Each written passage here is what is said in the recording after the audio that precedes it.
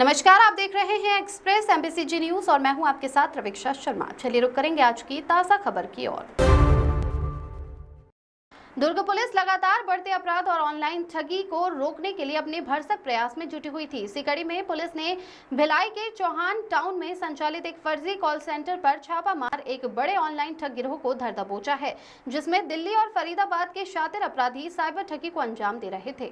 आपको बता दें, दुर्ग पुलिस को एक बड़ी कामयाबी हाथ लगी है, जिसके तहत भिलाई के चौहान टाउन में संचालित एक फर्जी कॉल सेंटर पर छापा मारकर बड़े ऑनलाइन ठग गिरोह का खुलासा किया है।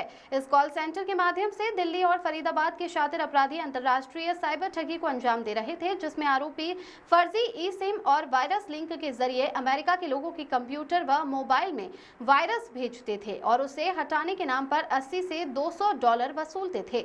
ये राशि USDT व क्रिप्टो करेंसी के रूप में ई वॉलेट में ट्रांसफर करवाई जाती थी। फिलहाल पुलिस ने इस मामले में 7 पुरुष 2 महिला सहित 9 आरोपियों को गिरफ्तार किया है। दरअसल पुलिस को एक दिन पहले यानी शनिवार को मुखबिर की सूचना पर सुपेला थाना व स्मृति नगर चौकी पुलिस की संयुक्त टीम ने नगर पुलिस अधीक्षक भिलाई नगर के नेतृत्व में B2 चौहान टाउन स्थित मकान में दबिश दी। मौके से 7 पुरुष और 2 महिलाएं पकड़ी गई, जबकि मुख्य सरगना अर्जुन शर्मा होटल बेल से गिरफ्तार हुआ। गिरफ्तार आरोपियों में संतोष थापा, पियाली देव, रिया राय, विशाल कर, विवेक देव, मुकेश चंद्रनाथ, अमित सिंह, अनीस आर्यन और अर्जुन शर्मा शामिल है।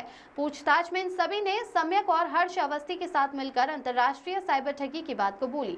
इस दौरान पत्रकार वार्ता में दुर्ग ASP विजय अग्रवाल ने बताया कि साइबर ठगी के लिए टेलीग्राम के माध्यम से पीड़ित से संपर्क किया जाता था और भुगतान के लिए सम्यक द्वारा उपलब्ध कराए गए क्रिप्टो ई वॉलेट का उपयोग किया जाता था।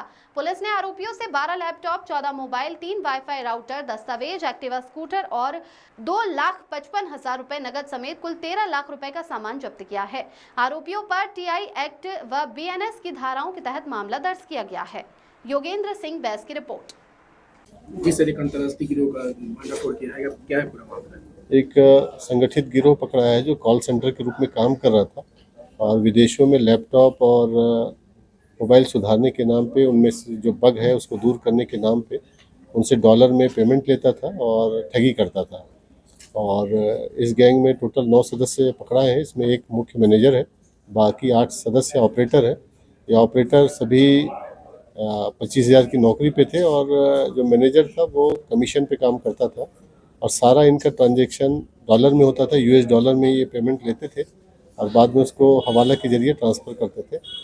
तो इसमें अभी इनके पास से लगभग 12 लैपटॉप मिला है, मोबाइल्स मिले हैं और हेडफोन वगैरह और राउटर वगैरह मिले हैं। साथ ही लगभग 2.5 लाख के आसपास कैश मिला है और पुलिस टीम इसमें जो लैपटॉप में डेटा है उससे जांच करेगी, उसमें आगे कार्रवाई करेगी। सर, पुलिस को कहां से शिकायत मिला था कि इस प्रकार का जो गिरोह है वो बिहार में संचालित है? पुलिस को सूचना मिली थी और इस सूचना पे ही पुलिस ने कार्रवाई की थी। कोई मतलब बाहर से कोई इनपुट्स मिला था विदेश से आप लोगों को कि यही लोकल? पुलिस को इनपुट मिला था और इस वक्त उस सूचना का स्रोत बताना उचित नहीं होगा। हाँ, सब कहाँ के हैं सर? ये ज़्यादातर बिहार के हैं, शिलोंग के हैं और फरीदाबाद के। किस तरह से ये मतलब पैसे का लेन देन इनका होता था? इसमें एक जो इनका फरीदाबाद में व्यक्ति है वो कुछ खास लैपटॉप को और मोबाइल को टारगेट करके बग भेजता था ईमेल या टेलीग्राम के जरिए, और फिर जिस मोबाइल में ये बग भेजा जाता था, लैपटॉप में बग भेजा जाता तो उसको ये सॉल्यूशन के लिए उसको लिंक भेजते थे और तुरंत ये सॉल्यूशन प्रोवाइड करके उससे 80 से $200 का रकम लेते थे और उस रकम को ये हवाला के जरिए कैश इंडियन रुपीज़ में तब्दील करते थे। कितने का ठगी कर ली होगी? अब ये जांच में क्लियर होगा। अभी तक इन्होंने जो जानकारी दी है वो अस्पष्ट है, तो जांच में क्लियर होगा। सर, ये जो 9 लोग पकड़ा है ये मतलब एक एम्प्लॉय के तौर पे काम करते कि ओनरशिप में काम कर रहे थे? इसमें एक व्यक्ति मैनेजर है जो परसेंटेज में काम कर रहा था, बाकी मैनेजर के अंडर में एम्प्लॉय थे। Thank you sir.